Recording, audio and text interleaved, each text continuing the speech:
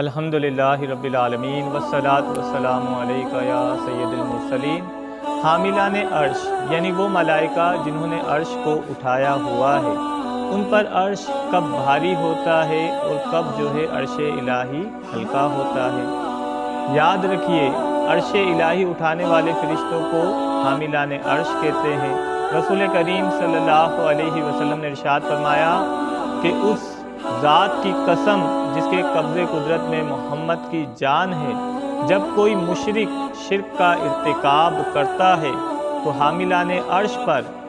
اللہ کا عرش بہت زیادہ بھاری ہو جاتا ہے، وزنی ہو جاتا ہے اور ان کے لیے بوجھل ہو جاتا ہے۔ لیکن جب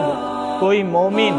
اللہ کے وحدہ لا شریک ہونے کی گواہی دیتا ہے، کلمہ طیبہ کا ورد کرتا ہے، تو وہ ملائکہ کے لیے عرش ہلکا ہو جاتا ہے اور ملائکہ